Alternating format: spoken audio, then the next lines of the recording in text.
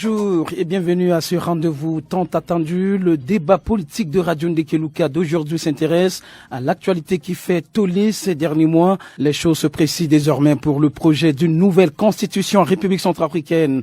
Et il a fallu 5 mois de débat politique pour que le chef de l'État, Faustin Touadéra, se prononce enfin officiellement sur le sujet.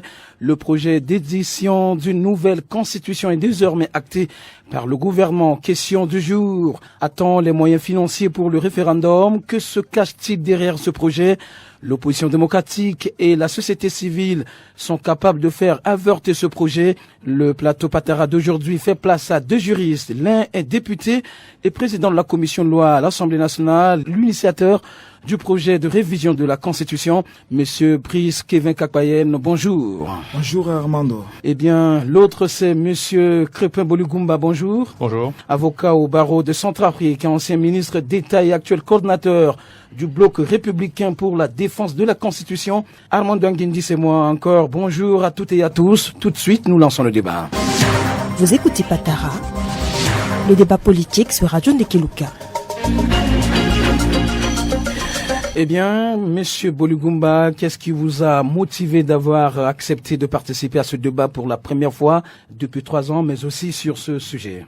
Je vous remercie, Armando. Je me suis vu obligé aujourd'hui d'intervenir sur les ondes de Radio Ndekeluka au regard de la gravité de la situation de notre pays. Des initiatives ont été prises ces derniers temps. Le couronnement de ces initiatives, à travers les marches, c'est la déclaration du président de la République, la veille de la fête nationale, qui est une fête symbole pour le peuple centrafricain en termes de souveraineté nationale. Le président de la République très clairement a confirmé qu'il était bien derrière les manifestations visant à modifier, à réviser ou encore à avoir une nouvelle constitution pour la République. Devant cette gravité, après la mise en place du bloc républicain pour la défense de la Constitution, il m'a paru important d'aller à la rencontre du peuple centrafricain, à travers les médias notamment.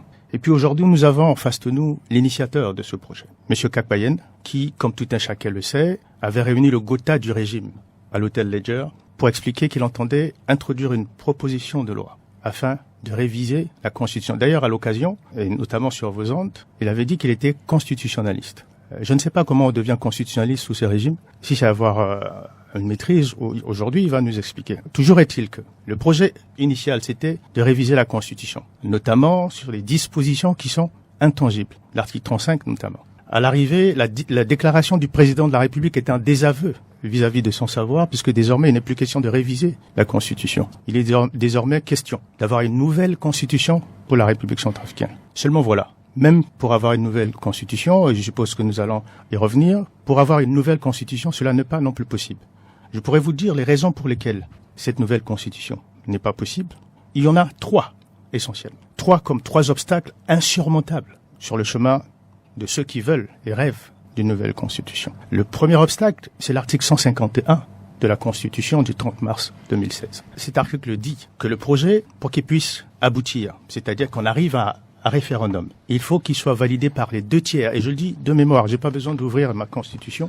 Je dis de mémoire, l'article 151, il faut que ce projet soit validé par les 2 tiers du Parlement, c'est-à-dire l'Assemblée nationale et le Sénat. Il se trouve que le Sénat n'a pas été mis en place. Certes, l'article 156... On ne va pas rentrer dans le débat, mais d'abord votre motivation. Je vous explique pourquoi. Parce que c'est important pour que les auditeurs puissent comprendre. C'est-à-dire, ça s'appelle planter le décor. Et je dois planter le décor pour que tout un chacun puisse comprendre pourquoi ce qui est en train de se faire est complètement en dehors de la légalité constitutionnelle. Et donc, cet article 156 fait assumer par l'Assemblée nationale la totalité du pouvoir législatif. Mais le pouvoir législatif n'est pas un pouvoir constituant. Le pouvoir législatif n'a rien à voir avec le pouvoir constituant, et donc il n'est pas possible à ce jour que l'Assemblée nationale s'arroge le droit du pouvoir constituant. Et le 3e et dernier point, qui est un obstacle aussi, c'est le caractère anticonstitutionnel du projet. Il y a des dispositions qui sont intangibles. Vous avez entendu quand vous les créez en République centrafricaine 2 catégories de citoyens, ceux qui ont la double nationalité et ceux qui n'ont qu'une seule nationalité. Or, le critère d'éligibilité relève des dispositions intangibles de la Constitution du 30 mars 2016. De sorte que même si on voulait faire un référendum, ce projet serait d'abord apprécié au regard de la légalité aujourd'hui, c'est-à-dire au regard de la Constitution du 30 mars 2016, ce qui serait donc anticonstitutionnel. Toutes ces raisons qui font qu'aujourd'hui, c'est un projet mort-né. Et c'est la raison pour laquelle, aujourd'hui, nous avons créé le bloc républicain pour défendre la Constitution et finalement défendre la démocratie dans notre pays. Nous allons donner la parole à vous, Monsieur Kakwayen. Pourquoi vous aussi, vous avez accepté de débattre avec Monsieur Mboligumba sur ce sujet? Merci Armando, merci Ndekeluka et je remercie mon doyen confrère Crépin Mboligumba qui a dit qu'il a accepté vraiment être là parce que la question se pose maintenant avec acuité. Je suis avocat parce qu'il a tenté de dire quelque chose ici, mais vraiment de grave, pour dire que Kakwayen a dit qu'il est constitutionnel, ce que je n'ai jamais dit et ce que je n'ai jamais dit de ma bouche. Je suis juriste, ressortissant de l'université de Bangui. Pour ceux qui veulent faire des recherches, j'ai terminé mes études à l'université de Bangui en année de maîtrise. J'ai fait mon master 1 en droit, option carré judiciaire. Les preuves sont là encore à l'université. Je ne suis pas un parvenu dans ce domaine-là. Ce qui m'a poussé à prendre part aujourd'hui dans ce débat, Armando, c'est juste pour rompre avec le silence. Si vous constatez, depuis que j'ai présenté ma proposition de loi à Ledger, je n'ai plus pris parole pour expliquer quoi que ce soit. Cela m'a permis au moins de passer en revue, de voir les réactions des uns et des autres. Et parmi ces réactions, la réaction de mon doyen confrère, Crépin Mboligumba, qui, depuis la nuit des temps, a toujours milité pour la création des blocs. Ils en ont créé pas mal dans ce pays-là. Quand on quitte depuis phare, on arrive, telle entité, et aujourd'hui nous sommes encore à un autre bloc qu'ils ont créé. Et si tu vois bien la configuration, ce sont des mêmes personnes. Et j'ai en face de moi Maître Crépin Mboligumba. Il faut qu'on se connaisse normalement. Vous venez à peine de le présenter ici comme ministre d'État. Il a été ministre d'État sous le règne de la Séléka. Il faut qu'on le dise et qu'on se connaisse. Il faut que les gens sachent de quoi on est en train d'en débattre. Monsieur Mboligumba, aujourd'hui, il se met en position d'interdire à ce que la Constitution soit modifiée afin qu'on ne puisse pas arriver au moins à avoir une nouvelle Constitution alors que lui-même, par acquis de conscience, pendant qu'il marchait sur Bangui avec la Séléka, il était un membre influent de la coalition Séléka. Pendant qu'ils arrivaient, il y avait une constitution, la constitution du 5 décembre 2004. Cette constitution qui avait mis en place les institutions. C'est lui-même, avec la Séléka, ils sont venus tout renverser. Aujourd'hui, je suis en face de lui, mais je comprends qu'il y a une ingratitude politique. Mais la constitution de 30 mars 2016, c'est après la Séléka. Effectivement, ça là, nous sommes en train de remédier à ce qu'ils ont sémé, à ce que Mboligumba et sa suite ont sémé. S'ils n'avaient pas détruit, s'il n'avait pas en tout cas rompu avec la constitution de 2004, on n'en serait pas aujourd'hui à cette constitution de 2030, du 30 mars 2016, mais qui présente en tout cas des difficultés, qui présente en tout cas des anomalies. Et ce sont ces anomalies que moi, en tant que député de la nation, élu de la nation, est-ce que c'est une interdiction pour moi aujourd'hui de faire une proposition de loi? Et c'est pour cela que je dis, en tant que député, parce que vous voyez, si on revient un peu en arrière, on va se rendre compte que les législatures qui se sont déroulées, les gens disent toujours que non, les députés sont des idiots, les députés ne connaissent rien, les députés sont ceci, sont cela. Et lorsqu'un député aujourd'hui sort pour planter le décor, pour pousser le pays à aller de l'avant, parce qu'aujourd'hui nous sommes dans un monde où il y a des progressistes, il y a des conservateurs. Mais c'est un débat que nous avons mis sur la place publique où chaque personne doit apporter sa pierre de contribution. Donc c'est pourquoi moi-même je me suis dit, avec cette proposition, ce n'était qu'une proposition. Cela n'est même pas interdit. Si aujourd'hui, mon doyen confrère Mboligumba dit que l'article 151, il venait de dire que l'article 156, il l'a bien cité. Il est dit dans cette constitution de 30 mars 2016, en son article 156, en attendant la mise en place du Sénat. Ceux qui avaient élaboré cette constitution à l'époque, pourquoi ils n'ont pas trouvé un autre moyen pour le dire, une autre forme pour le dire, et ils vont dire en attendant la mise en place du Sénat. Donc, je pense que je suis dans la logique de ma mission de parlementaire, et aujourd'hui, si certaines personnes se lèvent pour barrer la voie à ce que la loi elle-même a prévu, l'article 151 de cette constitution dit l'initiative de la révision appartient concurremment et au président de la République et au Parlement. Si le président de la République n'avait pas pris le temps pour le faire, mais nous au niveau du Parlement, nous l'avons fait et c'est ce que j'ai fait. Donc, on ne peut pas m'interdire le droit de faire ce travail.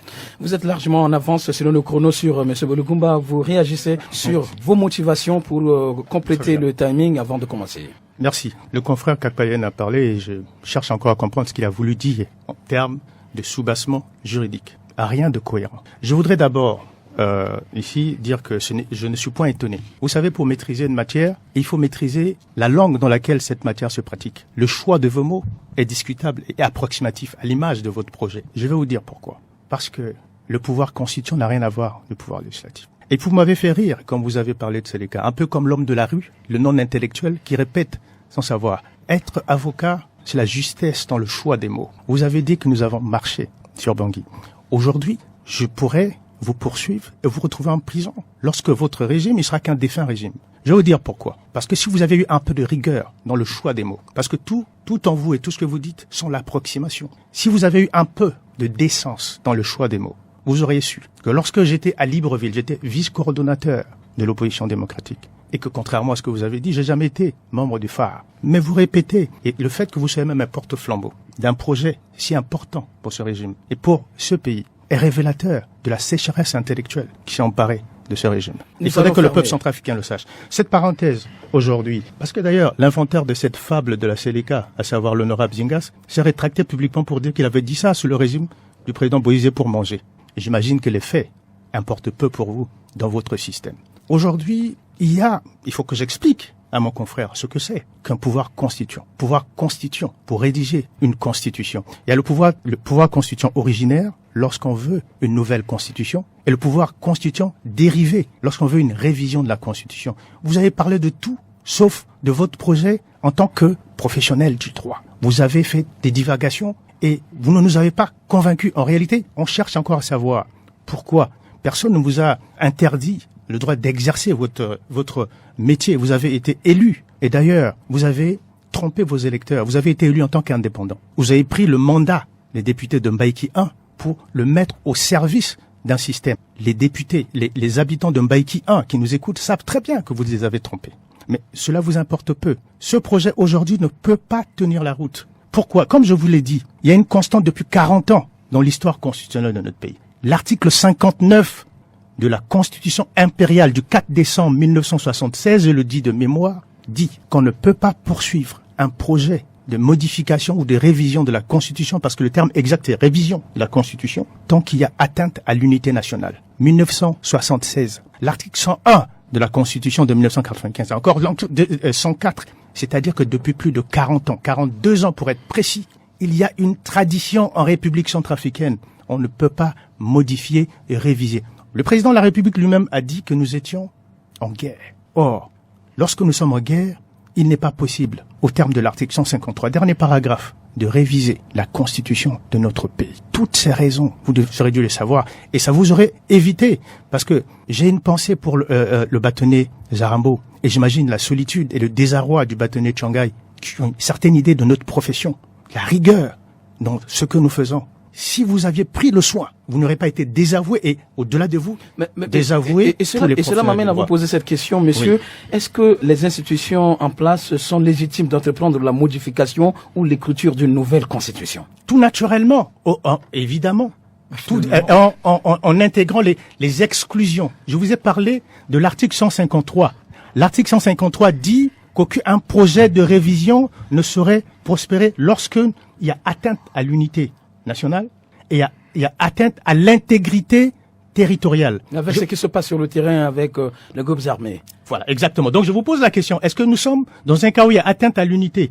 Et je voudrais vous dire aussi, vous avez ici le rapport de Boyo, le rapport des Nations Unies. Parce que lorsqu'on sert un régime qui a fait 3 fois plus de morts que le régime Seleka, et où il y a un rapport ici, Armando, qui dit que le gouvernement a constitué des milices pour tuer des Centrafricains, il y a des soupçons de crimes de guerre et de crimes contre l'humanité. Lorsque, contre la constitution de notre pays, on a au sein de son gouvernement, et du régime que le confrère Kakpayen défend, les fondateurs de la Seleka, qui ne s'en cachent pas, lorsqu'on a le représentant de l'UPC qui a massacré à Alindao, et on l'a soustrait à la justice, et lorsqu'il y a ce rapport de Boyo qui dit, vous pouvez lire ici, qui dit que l'attaque du village de Boyo est l'un des premiers durant ce conflit armé prolongé où le gouvernement aurait, avec l'aide des membres de sociétés militaires privées, formées et armées des jeunes, recrutés localement et créé des milices pour pénétrer dans des villages sous le contrôle des groupes armés. Un rapport crédible. Lorsqu'on a fait tout ça de manière explicite, on perd l'autorité morale pour parler des Séléka, dont je ne fus jamais membre et dont les membres fondateurs aujourd'hui sont vos collaborateurs. Monsieur Bolungumba, vous avez trop d'avance de 4 minutes sur Monsieur Kakpayen. Monsieur, vous êtes l'initiateur du projet de révision de la Constitution et vous souhaitez faire sauter le verrou qui limite à 2 le mandat présidentiel en son article 35. Quelles sont vos argumentations concrètes en matière? Merci Armando. Je voudrais ici répliquer à mon doyen confrère Bolungumba qui a tenté de me faire une leçon de morale comme si on était sur le banc de l'université. Mais écoutez, il ne faut pas qu'on fasse vraiment amalgame dans ce que nous sommes en train de dire. L'acte que j'ai posé aujourd'hui, je ne me suis pas éloigné du droit. Et lui-même, dans son fort intérieur, il sait pourquoi il ne veut pas que ce projet ne puisse pas prospérer. Il sait pour le compte de qui il roule pour que ce projet ne puisse pas vraiment prospérer. Le moment viendra où on va vraiment aller au fond. On rentre déjà dans le fond du sujet, c'est pourquoi je vous ai posé cette question. Quand vous prenez aujourd'hui la constitution du 30 mars 2016, vous vous rendrez compte effectivement qu'il y a problème. Déjà même avant que cette constitution puisse vraiment être élaborée, il y a eu des voix qui se sont levées pour clamer déjà haut et fort que le Conseil national de transition à l'époque qui avait élaboré cette constitution-là n'avait pas de légitimité. Et lors de ma conférence de presse, j'avais rappelé le président Ziguélé, pour qui j'ai du respect. Lors du forum de Bangui, on a fait part, il a souligné, il a dit, en tout cas, il faut que dès que les autorités, c'est bien vrai que le forum de Bangui va jeter les bases, pour que sur ces bases, nous puissions avoir une nouvelle constitution. Il a dit, dès que les nouvelles autorités seront mises en place, il faut qu'on réécrive une nouvelle constitution. Ça, c'est de un. Deuxièmement, j'ai cité le professeur Akandi, qui même, lors de ce forum de Bangui, a aussi émis le vœu que dès que les autorités nouvelles seront mises en place, il faut qu'on réécrive une nouvelle constitution. Et pour Akandi, il est parti même loin pour faire même un livre. J'ai même ce livre-là. Je le lis chaque jour avec les idées qu'il a même émises pour qu'on puisse réécrire une nouvelle constitution. Et c'est là où je me dis, pendant qu'il émettait ce vœu pour qu'on puisse avoir une nouvelle constitution, et voilà que la constitution a été élaborée par le CNT, dont je faisais partie. J'étais membre du Conseil national de transition à l'époque. Est-ce que ce pourquoi ils voulaient que cette constitution soit vraiment réécrite à nouveau, est-ce que leur pensée a disparu? Est-ce que la constitution elle-même a évolué pour qu'aujourd'hui qu'ils reviennent encore sur le terrain pour dire non? Eux-mêmes ils disent non, au jour d'aujourd'hui il ne faut plus toucher à cette constitution. Mais est-ce que la raison qui les a poussés à l'époque pour demander à ce que nous ayons une nouvelle constitution réécrite par les nouvelles... Lorsqu'il parlait des nouvelles autorités mises en place, il faisait allusion à qui? C'est ça la question que nous nous posons. Ok, je reviens maintenant à votre préoccupation. Sur l'article 35, vous voyez, tout le débat qui se passe aujourd'hui, tout le débat que nous avons aujourd'hui tourne autour de cette question. Quand bien même que nous avons fait des propositions innovantes, mais ce qui attire beaucoup plus l'attention de certaines personnes, de certaines personnalités, c'est la question de l'article 35 qui dit que le mandat de président, c'est-à-dire le chef de l'État, il est élu, il a juste un mandat d'1 an, c'est-à-dire un mandat renouvelable une fois. Moi, 2 fois 5 ans. 2 fois 5 ans. Je me suis dit, est-ce que réellement, au jour d'aujourd'hui, et vraiment, comme j'ai en face de moi un candidat aux élections présidentielles qui est là en face de moi, mon confrère Bolungumba, est-ce que réellement, en 5 ans, un président de la République, qu'est-ce qu'il peut faire? Parce qu'aujourd'hui, en RCA, nous n'avons même pas les moyens de notre politique.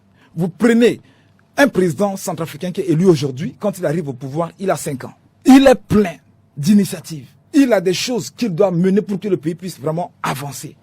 Vous le prenez, prenez un président centrafricain, prenez un président européen, mettez-les sur le point de départ, dites-les avant-marque, prêt, partez, courez pour le développement de votre pays. Vous allez voir.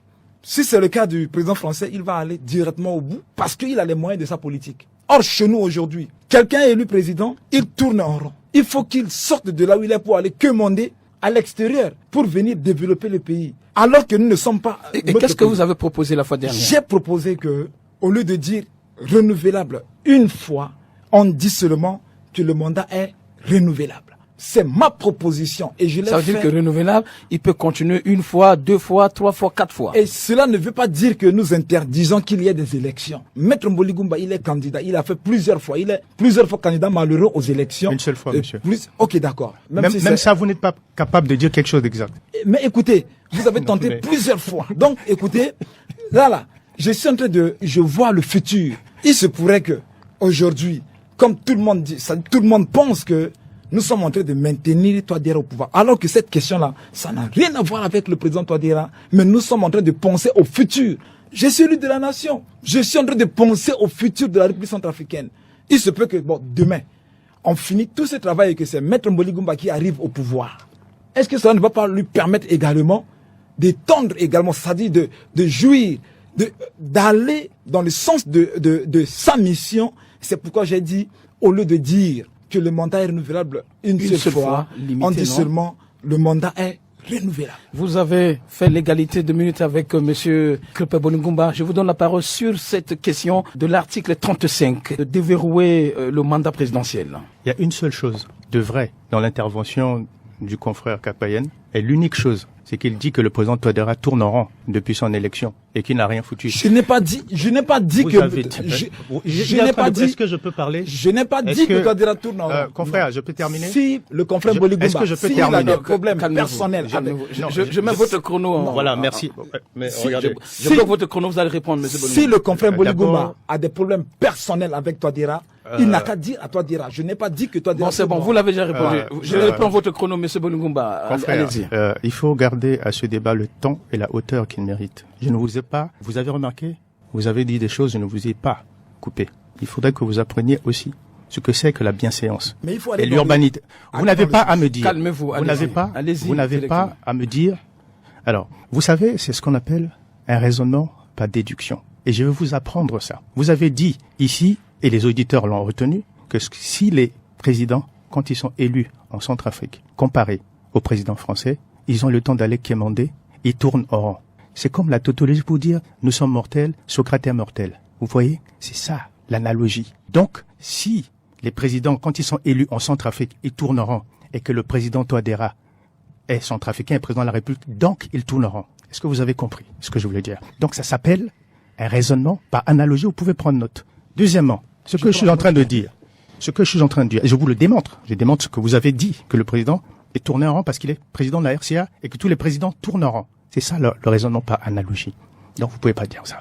Deuxièmement, ce que je voudrais dire, c'est que je cherche encore le raisonnement juridique qui pourrait sous-tendre la modification ou la révision que vous voulez ou la nouvelle constitution. Parce que votre raisonnement, c'est ce que pourrait tenir l'homme de la rue. Nous sommes des juristes, des professionnels du droit. Il faut plus que ce que vous dites. Il faut des détails techniques. Ce que vous voulez installer, c'est un pouvoir à vie.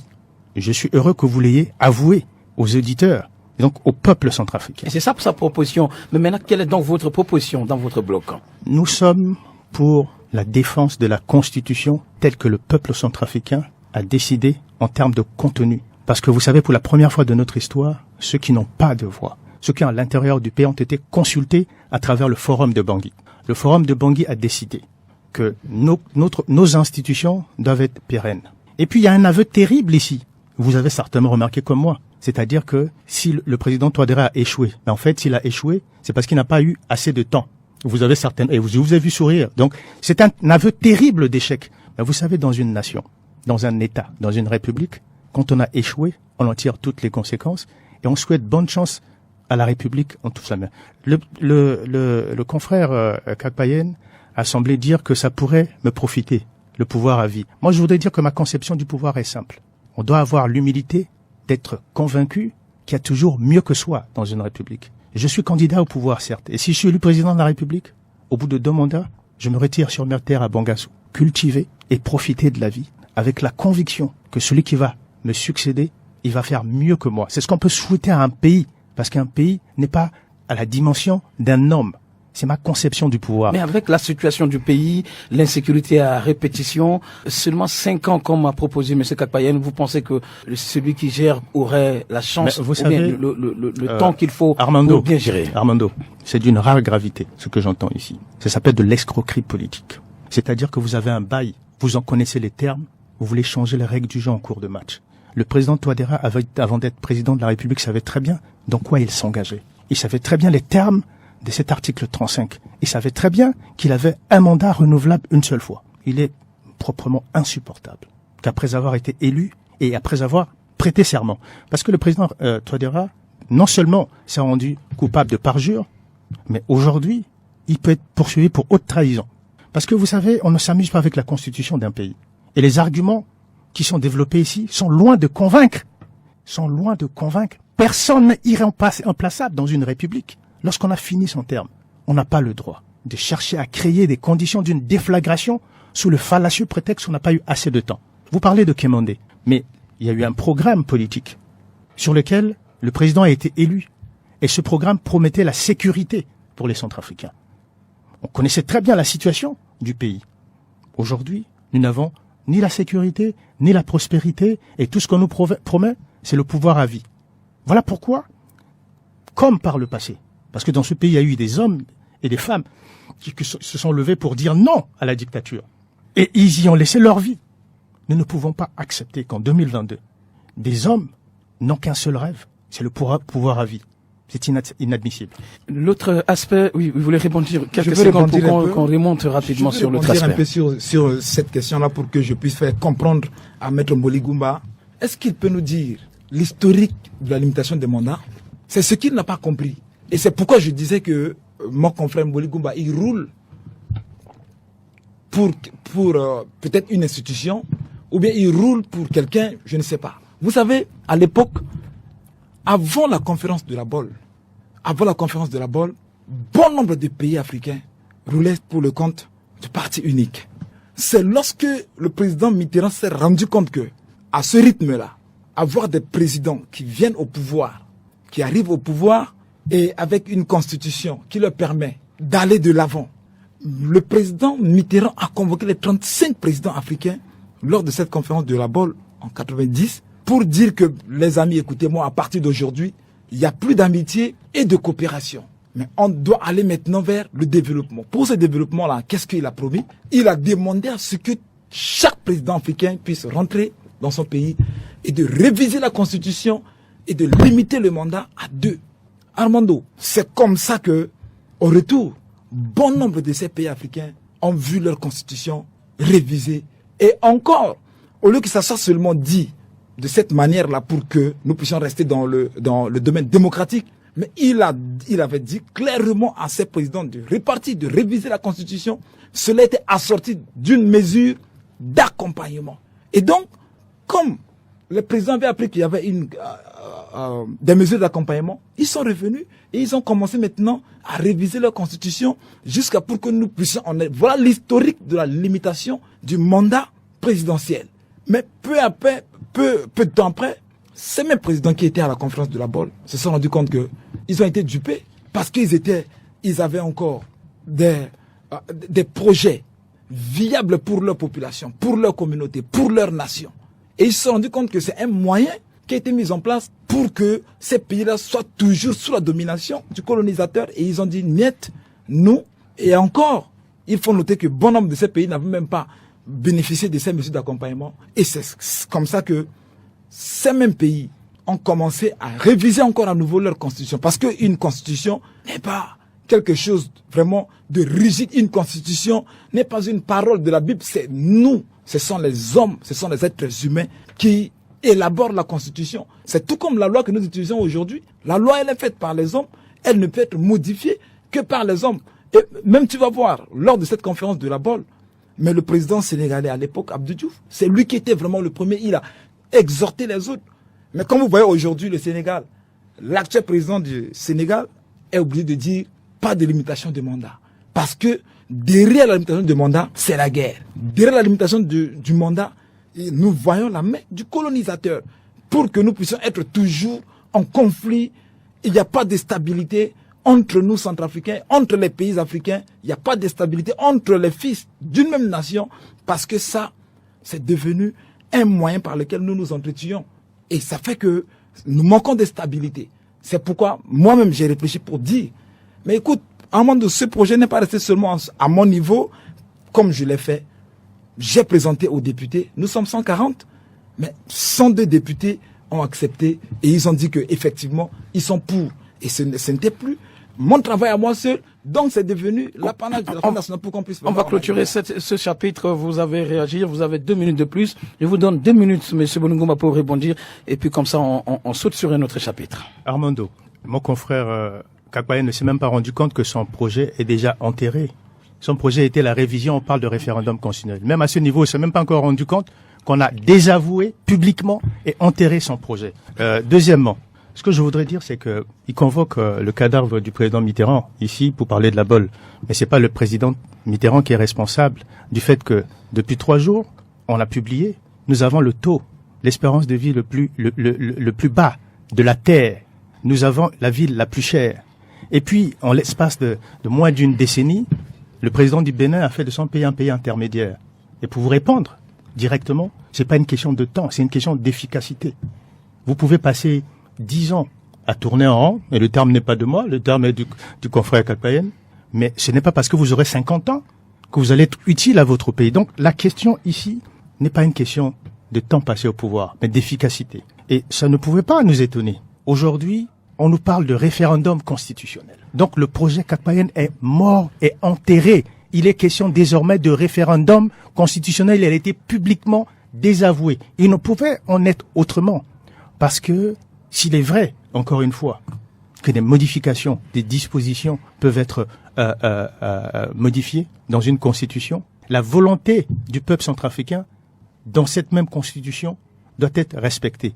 Quelle est-elle? Cette volonté, c'est de dire que certaines dispositions, en tirant leçon justement de notre histoire, Punaku, il n'y en a plus. Il n'y a plus de Punaku. Et que quand vous avez terminé le bail qui vous a été confié par le souverain primaire qu'est le peuple centrafricain, il faut avoir l'humilité de passer la main et de dire que j'ai reçu le pays entre les mains du peuple, je rends au peuple et je me retire pour m'occuper de ma famille. Voilà, c'est de cela qu'il s'agit. Les 2 minutes sont terminées, égalité 2 minutes. Je vais vous donner la parole, vous allez continuer avec une nouvelle question. Comme ça, vous allez continuer dans le temps que vous serez donné. Comme ça, vous allez rebondir. L'idée de la nouvelle constitution attend aussi disqualifier les binationaux à l'élection présidentielle. Ça partant de votre proposition, M. Kakpayen. Et pourquoi? Armando, je suis vraiment outré d'entendre mon doyen confrère qui me présente ici une jalousie pas possible dans le domaine de ce que je suis en train de faire. Mais vraiment, c'est malheureux. C'est malheureux parce que si, au moins, je ne me levais pas pour avoir cette réflexion, si je n'osais pas pour faire cette proposition, on n'en serait pas arrivé aujourd'hui. Et c'est lui qui m'informe aujourd'hui que mon projet est déjà enterré, ma proposition désavouée. Non, je reste toujours, parce que de tout ce qui va se passer, ça va revenir encore à l'Assemblée. Et là où on va demander à ce que l'initiateur de la proposition de loi revienne pour s'expliquer, c'est pour dire que je l'informe maintenant, mon projet n'est pas enterré, ma proposition de loi n'est pas enterrée, ce n'est qu'à base de ce que j'ai posé, de ce décor que j'ai planté, que le travail est en train de s'effectuer. Donc il faut qu'il se calme. Il faut qu'il se calme. C'est pas... Revenons sur la question que je viens de vous poser, sur la disqualification des binationaux dans votre projet, à l'élection présidentielle. Armando, tu sais, nous sommes juristes. Dans notre jargon, nous utilisons ce qu'on appelle... il y a un terme qu'on utilise beaucoup plus et connu de tous, le conflit d'intérêts. C'est sous cet angle-là que je me suis dit, comme ce n'est qu'une proposition que j'avais faite, je me suis dit, si aujourd'hui nous avons un président de la République qui a double nationalité, cela va poser un sérieux problème à la gestion de l'État, à la gestion même des affaires publiques. Parce qu'aujourd'hui, s'il se produit un litige ou un différend entre les deux États, on va se fonder sur quelle position, ou bien même le chef de l'État qui est là, qui a double nationalité. Est-ce qu'il va jouer un jeu franc pour défendre sa nation vis-à-vis de l'État auquel il appartient également? Mais il est d'origine centrafricaine.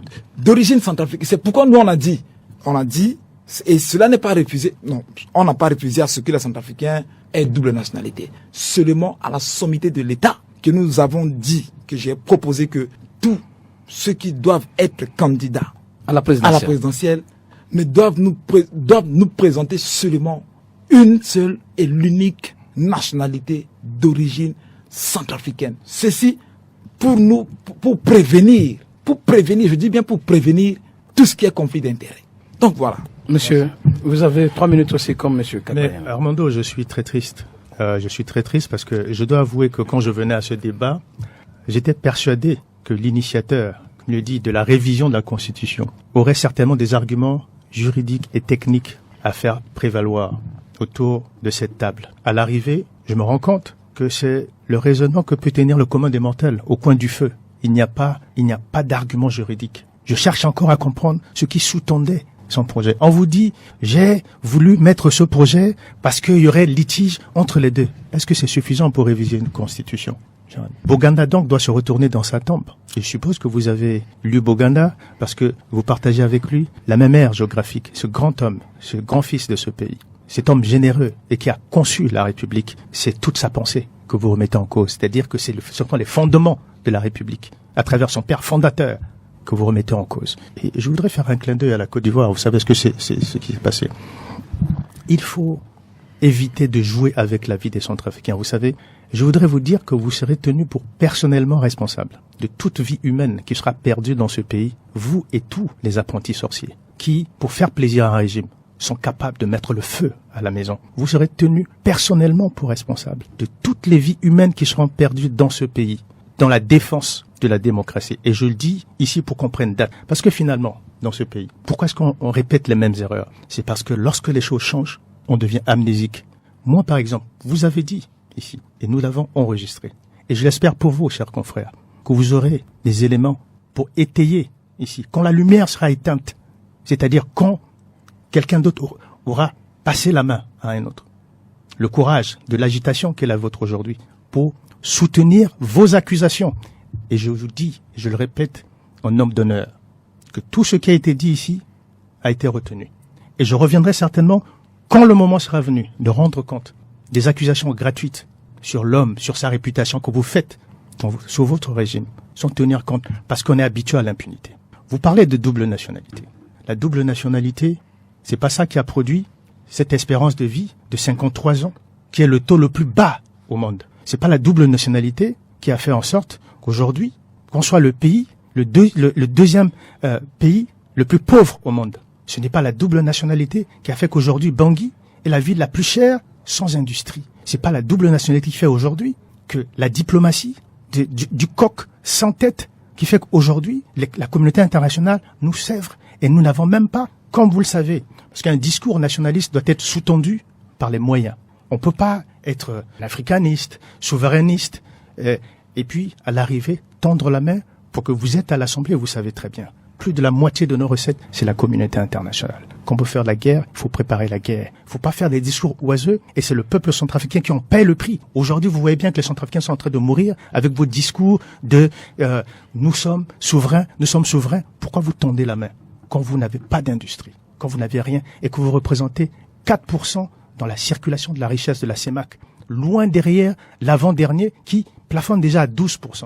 C'est parce que nous n'avons pas le temps de nous occuper de l'essentiel. Nous, ce que nous voulons, c'est de rassembler les Centrafricains pour pouvoir sauver ce pays-là, sauver sa constitution et sauver la démocratie. Voilà, nous allons prendre en ce moment les réactions écrites et orales des auditeurs sur cette question. Armando, bonsoir. J'aimerais seulement poser la question de savoir où est-ce que le gouvernement peut nous situer sur la source du fonds alloué pour la révision de la Constitution, du moment où l'autorité nationale des élections avait dit que les élections municipales sont reportées à cause du financement. Où est-ce qu'ils vont trouver cet argent pour organiser le référendum? Moi, je pense que c'est de la moquerie. Oui, bonjour, Armando Yangenji. C'est monsieur Hélène Dingoni. Oui, je suis à Bria. Ouais, bon, pour la modification de la Constitution, là, moi, je vois que c'est pas mauvais. C'est pas mauvais. Il faut revoir notre Constitution. Dans la Constitution, il y a des choses dont les Centrafricains ignorent. Mais c'est au gouvernement, c'est au président de revoir ça pour le bien de tous. Mais même si le président veut briguer le 3e mandat, moi, je vois pas le problème. Je vois pas de problème. Puisque je sais que le Touadéra, c'est l'autre là. Touadéra, il est comme Bokassa. Bokassa, il est venu sauver la RCA. Donc, on le laisse. Même, il peut faire même 10 mandats. Je vois qu'avec lui, la RCA va changer. Donc, laissons-le tranquille. Afin qu'il puisse aider notre pays. Donc je souhaite à tous les Centrafricains de suivre la politique de Touadéra. Avec Touadéra, on va construire notre pays. D'ailleurs, c'est notre président à tous. On l'a voté. On lui laisse d'abord la chance de faire ce qu'il veut faire. Donc, je souhaite à tous les Centrafricains de se calmer et nous allions derrière Touadéra pour relever notre pays. Merci Armando. Bonjour, cher Armando Yangendi. Bonjour aux invités sur le plateau. Bonjour, chers auditeurs et auditrices de Radio Ndekeluka, notamment de l'émission Patara. Bonjour à tout le peuple centrafricain. Je suis votre compatriote Giovanni Damandi depuis Benzvi. C'est sans détour que je voudrais commencer par dire que cette question qui touche chacun de nous, que nous ne soyons touchés ou pas, ou que nous le voulons ou non, exige que nous choisissions notre camp. Il y a de ces questions, des termes qu'on ne peut que se servir avec prudence comme celui qui touche à la Constitution. Je m'oppose donc vigoureusement pour une nouvelle Constitution sous un prétexte que ce soit. D'ailleurs, ceux qui veulent modifier cette Constitution vacillent. Ils ont d'abord commencé par le terme d'une modification partielle et ont rencontré des arguments juridiques solides pour ne pas paraître amateurs. Ils nous parlent aujourd'hui de l'écriture d'une nouvelle Constitution, que c'est tâtonnant tout ça. Modifier ou adopter une nouvelle Constitution ne guérira pas tout ce qui pèse, je pense, aujourd'hui sur notre pays, notre démocratie ou les larmes sur notre tissu social. Adopter une nouvelle constitution n'améliorera pas l'état du délabrement avancé du pays. Des routes à peine sorties de l'aéroport Bangui-Poko, on aurait presque l'impression qu'il est écrit sur ce mur à l'entrée bienvenue et bon retour en direct du Moyen-Âge. Cela n'améliorera nullement les conditions de vie de ce millier de Centrafricains, comme Laurentine, une dame que j'ai rencontrée sur la route de Damara, qui se nourrit juste d'une feuille de manioc avec comme ingrédient de l'huile de palme et du sel, et qui a sa garde 2 enfants de ses petits-fils. Le serment que le président Touadéra a prêté devant le peuple en 2016, comme celui récité dans la maison du peuple en 2021, était un serment envers Dieu et la nation. Ce n'est pas envers son parti politique ou une faction du peuple. Et donc il se doit de se conformer à exécuter fidèlement cet engagement. Son serment n'est pas si différent de la promesse que nous faisons tous au drapeau qui flotte chaque jour au-dessus de nous et qui remplit nos cœurs de fierté. Je conseille cependant que nous faisons les choses avec élégance.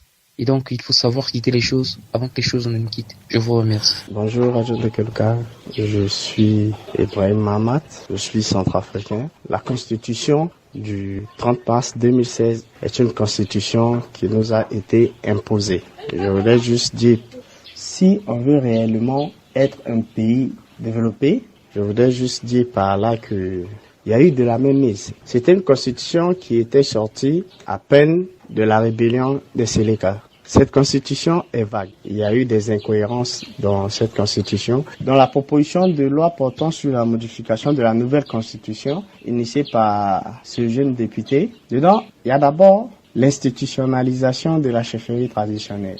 Vous voyez, par contre, dans l'ancienne constitution, on dit qu'en cas de vacance du pouvoir exécutif, c'est-à-dire le président, l'intérim est assuré par le président de l'Assemblée nationale et le premier. Mais on n'a pas dit si le président de l'Assemblée nationale doit faire quoi ou si le premier ministre chef du gouvernement doit faire quoi. Il nous faut d'abord des hommes forts, comme ce jeune député par exemple, qui est une fierté pour la République centrafricaine. Il a dit haut ce que tout le monde dit bas. Il nous faut des institutions fortes. Et pour tout ça, il nous faut une constitution digne de ce nom. Moi, je suis d'accord qu'il faudra modifier la Constitution. Bonjour Armando et aux auditeurs de l'émission Patara. Je suis Nelson de Bangui. Notre pays a connu plusieurs moments d'instabilité, derrière lesquels se trouverait pour la plupart l'idée de modifier la Constitution comme étant l'une de ses causes. Cette volonté désormais ostentatoire de l'actuel régime, qui consiste à modifier la Constitution, comporte en effet un grand risque de conduire le pays dans une nouvelle crise. Il s'agit pour moi simplement d'une question de forme, pas de fond. Le plus cohérent et très patriotique, c'est de préparer des successeurs.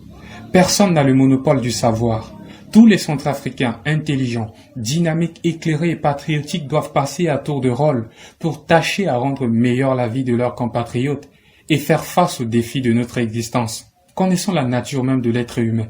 Cette limitation de mandat est une excellente disposition qui permet de faire croire à tous que personne n'est au-dessus des institutions de l'État et elle contribue par ricochet à freiner une éventuelle transfiguration d'un régime démocratique à une oligarchie. chose difficile à supporter en XXIe siècle. Pour un pays d'ailleurs très assoiffé de la démocratie comme la nôtre, sauter ce verrou est un péché qui entraînera la RCA dans une descente aux enfers. Oui, bonjour, je suis Sensei Pokaya. Je reste suite à ce qu'on puisse carrément changer. Parce que cette constitution-là, ça ne cadre plus à la réalité de la République centrafricaine. Et également, cette constitution-là a été bâtie par des experts étrangers. Cette constitution-là a été un copier-coller de la France ainsi que du Bénin. Donc, nous, en tant que centrafricains, nous voulons notre constitution. La constitution que nous, centrafricains, nous allons élaborer à notre niveau ici. Et l'histoire de la constitution ou bien aspect constitution là, ça ne doit pas seulement toucher les intellectuels ou ceux qui pensent que la République centrafricaine est pour eux, non. Merci beaucoup à vous. Autre réaction écrite dans ce débat, nous avons le premier courrier émanant d'un étudiant centrafricain au Maroc, lequel ne décline pas son identité. Selon lui, le changement de la Constitution ne pose aucun problème, mais il faut éviter le copier-coller. Il martèle en disant que si la République centrafricaine a un visionnaire qui veut changer radicalement le pays, il ne faut l'en empêcher. Fulgence Combo estime que le changement de la Constitution a toujours un seul but, c'est lui de maintenir le président au pouvoir. D'après lui, certains centrafricains sont conscients que le chef de l'État a fait ses preuves, donc il n'y a pas de problème. Pour Degrand Balembe à Bangui, les élections municipales sont primordiales que le référendum constitutionnel. Héritier Doneng du Front républicain qui soutient le pouvoir souligne la Constitution du 30 mars est caduque, discriminatoire et rétroactive. Nous avons encore plein de réactions, mais je vous demande juste de décliner votre identité pour nous permettre d'ailleurs de crédibiliser vos réactions. Monsieur, vous avez écouté les Centrafricains sur cette question. Quel commentaire faites-vous? Je vous donne 30 secondes, monsieur Kakpayen, sur les réactions des Centrafricains. Nous sommes en démocratie, et lorsque le problème se pose de cette manière, chacun est obligé de choisir son camp. Et donc, je souscris totalement. Ça, c'est la pensée du Centrafricain. Je ne peux pas aller à l'encontre de la pensée émise ici. Et voilà, il y a eu des pour et il y a eu des contre. Donc, je respecte totalement le point de vue des uns et des autres parce que c'est ça, règle de la démocratie. Monsieur, 30 secondes, monsieur Combo. Je suis d'accord avec ce que vient de dire le confrère Kakpayen au nom de la démocratie. Mais la démocratie doit s'exprimer dans la liberté et dans le respect de la Constitution. Or, ça ne peut pas être la démocratie si la liberté viole la Constitution de notre pays. Donc, il n'y a pas de liberté indéfinie. Il y a des limites à la liberté et il y a des exclusions dans notre Constitution. Il est sain que le peuple puisse s'exprimer sur les questions. Moi, je respecte ça. Nous allons écouter le président Touadéra lui-même sur cette problématique. Je rappelle que c'est un extrait de son discours lors de la commémoration de l'indépendance le 13 août dernier. Mes chers compatriotes, depuis le dialogue républicain, de plus en plus de voix s'élèvent pour exiger la révision de la Constitution de 30 mars 2016. La représentation nationale, sensible aux aspirations profondes du peuple manifestées à travers des pétitions et marches de soutien à la réforme constitutionnelle organisée sur l'ensemble du territoire le 6 août 2022, par l'ensemble des forces vives de la nation, vient de demander au gouvernement de déclencher la procédure de référendum constitutionnel. Oui, mes chers compatriotes, notre corpus juridique n'est pas immuable. Il doit s'adapter aux évolutions sociales, politiques, techniques et environnementales, tant nationales qu'internationales. En ce jour historique, je voudrais réaffirmer ma volonté de respecter la Constitution et la volonté du peuple souverain. Comme j'ai eu à le réaffirmer en certaines circonstances, je ne ferai rien sans la volonté du peuple détenteur de la souveraineté nationale. Cependant, je ne saurais demeurer indifférent au cri de cœur de mon peuple qui est dépositaire par excellence du pouvoir souverain. Je vous ai écouté, je prends acte de vos sollicitations pressantes qui me sont parvenues de partout réclamant une nouvelle constitution. Notre constitution énonce de manière péremptoire que la souveraineté appartient au peuple qui l'exerce, soit par voie de référendum, soit par l'intermédiaire de ses représentants. Il appartiendra donc au gouvernement d'en aviser et de donner suite à la demande de l'Assemblée nationale, je veux dire à votre demande. Pour ma part, je demeure attaché au second mandat que vous m'avez souverainement accordé, celui de définir et de conduire la destinée de notre pays conformément à mon programme de société. C'était donc le chef de l'État, Faustin Kantoadera, dans ce débat. Désormais, c'est la voie du référendum qu'entreprendra le gouvernement. Si nous considérons les questions principales de ce débat, Monsieur Bolingumba, a-t-on les moyens financiers pour ce scrutin? Moi, je suis très mal placé pour répondre à cette question. Je note simplement que les élections locales ont été repoussées parce que on nous a dit qu'il n'y avait pas suffisamment de moyens. J'ai écouté attentivement le président de la République et j'ai de l'indulgence pour le président de la République. Il n'est pas juriste. C'est ceux qui l'entourent, qui se disent juristes, qui sont à plaindre et qui certainement l'induisent en erreur. Le président de la République ne s'est peut-être pas rendu compte qu'en prêtant serment, quand on viole ce serment, il y a parjure. Donc, je l'ai écouté avec beaucoup d'attention. Il n'est pas juriste, le président de la République. Il n'en est pas moins responsable en termes d'actes posés et les conséquences de ces actes. Je dis tout simplement que les préoccupations qui auraient dû être les nôtres, mais surtout les préoccupations qui auraient dû être celles du président de la République, c'est l'eau potable pour le Centrafricain, la construction des routes pour les Centrafricains, la construction des écoles pour le Centrafricain, mais surtout la cohésion sociale. L'un des intervenants vous a dit tout à l'heure que la constitution de notre pays était devenue caduque et tout compte fait discriminatoire. Donc en réalité, on veut remplacer la discrimination par une autre discrimination. Je trouve d'ailleurs la constitution de notre pays très bien rédigée. C'est d'ailleurs la raison pour laquelle on a essayé avec avec moins de succès. D'abord, de la réviser, ensuite, de contourner les verrous. Si vous introduisez dans le corpus national, au plus haut sommet, dans l'ordonnancement juridique, ce que représente la constitution d'un pays, la discrimination, je voudrais dire que le juriste que je suis ne peut pas ne pas rappeler que ces questions avaient été soulevées. Et je dis ça pour l'information de mon confrère Kakpayen, qui était pourtant au Conseil national de transition. Parce que entre juristes, lorsqu'il y a un problème qui se pose, les juristes toujours se réfèrent aux travaux. Et lors de la rédaction de la Constitution du 30 mars 2016, la question de la double nationalité avait été posée par les constituants.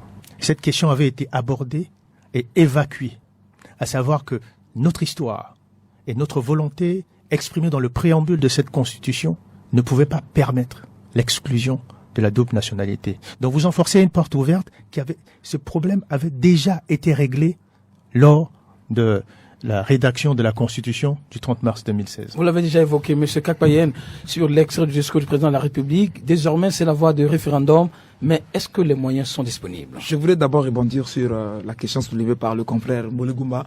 Vous savez, on était déjà en avance, mais il revient encore sur la question de la nationalité. Vous savez pourquoi il est touché? Peut-être que lui aussi, il en a, cette double nationalité. C'est pas discriminatoire. Si on ne le fait pas, c'est pour dire que nous ne protégeons pas la nation. C'est pour dire que si aujourd'hui, on laisse la latitude à tout le monde, même à des étrangers qui sont là, si on ne contrôle pas bien, il se pourrait qu'un étranger puisse vraiment être aujourd'hui président de la République chez nous. C'est pourquoi on a dit pour prévenir. C'est pourquoi on a décidé que ça soit juste que la sommité de l'État pour que quelqu'un puisse présider à notre destinée. Vous l'avez déjà dit. Effectivement, parce que le temps nous fait défaut sur la question du financement de ce référendum. Je pense que si le chef de l'État, dans son discours, dit effectivement, valide ou donne quitus, c'est-à-dire accepte ce que le peuple a fait, c'est pour dire que le gouvernement certainement va mettre des moyens en place pour que nous puissions aller à ce référendum tant attendu. Voilà ma position vis-à-vis du discours du chef de l'État. Eh bien, c'est la fin de ce débat politique de Radio Ndekeluka. Il était consacré au projet de révision de la Constitution qui s'est désormais transformé à l'écriture d'une nouvelle Constitution fondamentale voulue par Bangui. Vous pouvez le réécouter, ce débat en podcast sur www.radiondekeluka.org. Merci à nos deux auditeurs, à nos deux invités, j'allais dire, et aux auditeurs qui, de près ou de loin, ont réagi. Bon week-end et surtout prenez soin de vous, car on ne vit qu'une seule fois. Au revoir.